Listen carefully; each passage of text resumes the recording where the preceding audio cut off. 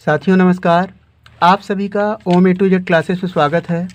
आज हम कक्षा 10 गणित प्रश्नावली 3.2 के प्रश्न संख्या 3 के भाग 1 और 2 सॉल्व करेंगे। प्रश्न संख्या 3 में कुल 6 भाग हैं, जिसमें से हम इस वीडियो में प्रश्न संख्या 3 के भाग 1 और 2 सॉल्व करेंगे। शेष हम नेक्स्ट वीडियो में सॉल्व करेंगे। तो प्रश्न इस तरह है, निम्न समस्याओं में रैखिक समीकरण युग्म बनाइए और उनके हल प्रतिस्थापन विधि द्वारा ज्ञात कीजिए। तो यहाँ पर हमें जो समस्या है उसे हमें रैखिक समीकरण बनाना है और उसे प्रतिस्थापन विधि से ही हल करना है। अन्यथा हम इसे आसान विधि से भी हल कर सकते थे, लेकिन हमें बनाना है रैखिक समीकरण युग्म तो बनाना ही है और साथ में प्रतिस्थापन विधि से हल करना है। प्रश्न इस तरह है, पहला भाग है, दो संख्याओं का अंतर 26 है, एक संख्या दूसरी संख्या की 3 गुनी है, उन्हें ज्ञात कीजिए। तो यहाँ पर देखिए दो संख्या है, अंतर कितना है 26 है। यदि हम एक संख्या को x मान लें और दूसरी संख्या को y मान लें, यहाँ पर जो एक संख्या है वह दूसरी संख्या की 3 गुनी है, अर्थात एक बड़ी संख्या होगी और दूसरी छोटी संख्या होगी। तो इसमें हम लिखते हैं, यहाँ पर लिखेंगे तीसरे का भाग 1 है, लिखेंगे माना बड़ी संख्या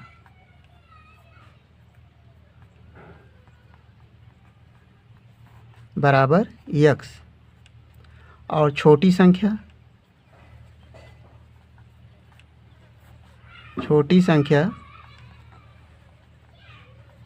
बराबर y। ये हम मान लेते हैं। यहाँ पर एक संख्या बड़ी है और दूसरी संख्या छोटी है, हमने मान लिया। अब ये कहा जा रहा है कि दोनों का अंतर 26 है, तो बड़ी संख्या से छोटी संख्या घटाने पर हमें कितना मिलेगा, 26 मिलेगा। तो यहाँ पर लिखेंगे फर्स्ट दशा में, यानी फर्स्ट शर्त क्या है, x माइनस वाई बराबर 26। तो देखिए कहा गया है इस क्वेश्चन को रैखिक समीकरण में बनाकर, तो ये रैखिक समीकरण है। रैखिक समीकरण वो होता है जिसकी चर की घात 1 होती है, तो यह रैखिक समीकरण है। यह मान लें समीकरण नंबर 1 मान लें। अब सेकंड दशा में क्या है, दूसरी स्थिति है, यानी एक संख्या दूसरी संख्या की 3 गुनी है। तो बड़ी संख्या x है और छोटी संख्या y है। तो यहाँ पर एक संख्या दूसरी संख्या की 3 गुनी है, अर्थात जो बड़ी संख्या है छोटी संख्या को 3 से गुणा कर देने पर बड़ी संख्या के बराबर होगा। तो यहाँ पर x बराबर हो जाएगा 3y। ये हमारा समीकरण नंबर 2 हो गया। हमें इसे प्रतिस्थापन विधि से हल करना है, तो यहाँ पर ऑलरेडी ये प्रतिस्थापन विधि का रूप है, क्योंकि एक चर का मान दूसरे चर के रूप में व्यक्त करके उसे दूसरे समीकरण में प्रतिस्थापित करना होता है। तो यहाँ एक चर का मान दूसरे चर के रूप में व्यक्त है, तो हमें इसमें कुछ करना नहीं है, इसका मान हम समीकरण 1 में रख देते हैं। तो लिखेंगे समीकरण 2 का मान समीकरण 1 में प्रतिस्थापित करने पर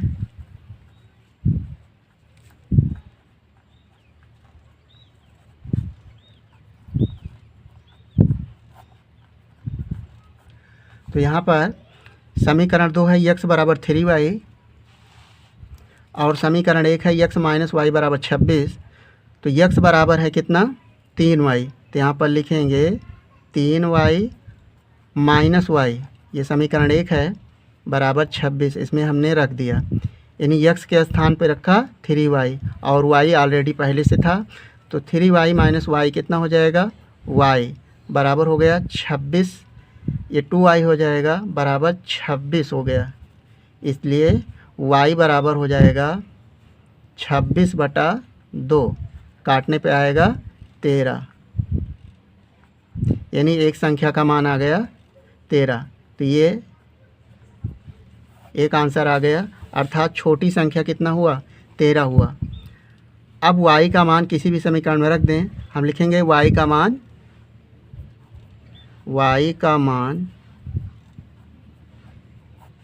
समीकरण 1 में रखने पर, तो समीकरण 1 है हमारा x माइनस वाई, समीकरण 2 में रख दें तो ज़्यादा आसान होगा। y का मान समीकरण में 2 में रख दें तो x बराबर है 3y, तो x बराबर हो जाएगा 3 और y का मान है 13 बराबर 39 हो जाएगा। 13 तिया 39, तो x बराबर कितना आ गया? 39 आ गया। तो यहाँ पर बड़ी संख्या 39 और छोटी संख्या 13, यह उसका उत्तर आ जाएगा। अब इसका दूसरा भाग देखें। तीसरे का दूसरा भाग है, दो समपूरक कोणों में बड़ा कोण छोटे कोण से 18 डिग्री अधिक है, उन्हें ज्ञात कीजिए। तो प्रश्न में कहा गया है समपूरक कोण। आप जानते हैं कि दो कोण जब जोड़े जाते हैं तो उनका योग 180 अंश होता है, तो वह समपूरक कोण होता है। ये बात ध्यान रखना है। इसमें एक बड़ा कोण है और एक छोटा कोण है। बड़ा कोण छोटे कोण से 18 डिग्री अधिक है। तो यहाँ पर इस बात को नोट करते हैं। यहाँ पर हम मान लेते हैं, माना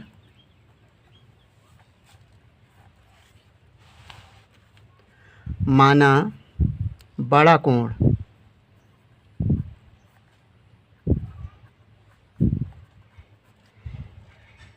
बराबर x डिग्री और छोटा कोण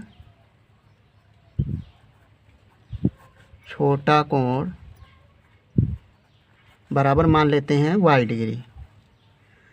अब चूँकि समपूरक, क्या कहा गया? समपूरक कोणों का योग यानी x और y दोनों को जोड़ेंगे तो कितना आएगा? कोणों का योग बराबर 180 डिग्री होता है।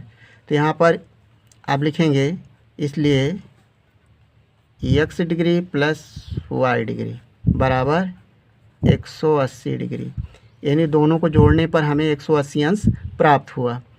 यह हमारा समीकरण नंबर 1 हो गया। सेकंड हमें कहा गया है कि बड़ा कोण छोटे कोण से 18 डिग्री अधिक है, यानी बड़ा कोण जो है छोटे कोण से 18 डिग्री अधिक है। तो यहाँ पर लिखेंगे, प्रश्न कह रहा है कि बड़ा कोण छोटे कोण से 18 डिग्री अधिक है। तो बड़ा कोण हमने माना है x और छोटा कोण है, छोटा बराबर लिखें x बराबर, यानी छोटा कोण है y, तो उससे कितना अधिक है? 18 डिग्री अधिक है। ये हमारा समीकरण नंबर 2 हो गया। हमें समीकरण को प्रतिस्थापन विधि से हल करना है। तो यहाँ पर x का मान y के पदों में होना चाहिए, तो वह स्थित प्रतिस्थापन विधि होगी। तो यहाँ पर x का मान पहले से ही y के पदों में है, इसलिए हमें इसमें और कुछ नहीं करना है। इसका मान समीकरण 1 में प्रतिस्थापित कर देना है। तो लिखेंगे x का मान समीकरण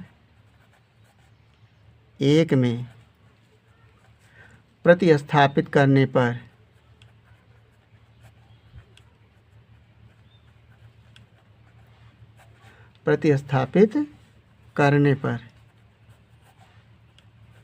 तो यहाँ पर जो समीकरण 1 हमारा x प्लस वाई बराबर 180 अंश है। तो यहाँ पर x का मान है y प्लस 18, तो x के स्थान पर लिखेंगे y प्लस 18 और प्लस y बराबर 180।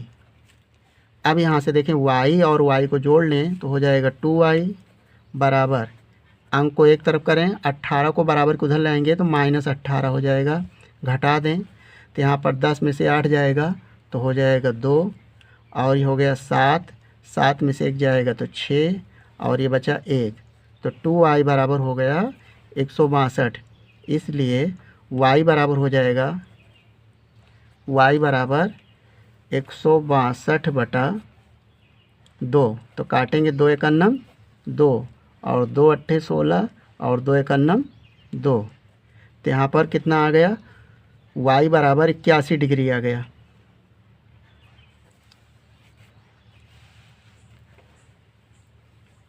y बराबर 81 डिग्री आ गया।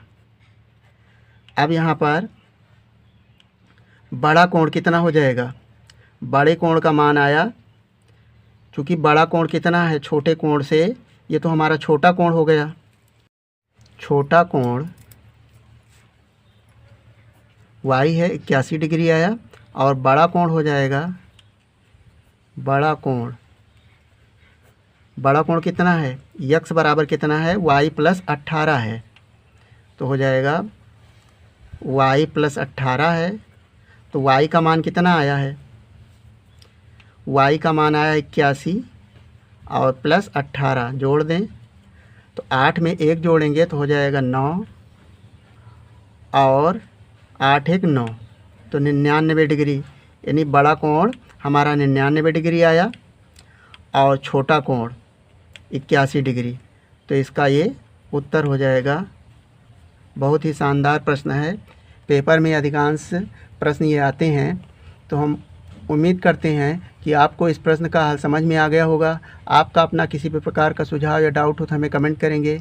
यदि वीडियो पसंद आया हो तो वीडियो को लाइक कर लें और चैनल को सब्सक्राइब करके इस वीडियो को अपने दोस्तों के साथ शेयर कर लें। वीडियो देखने के लिए धन्यवाद।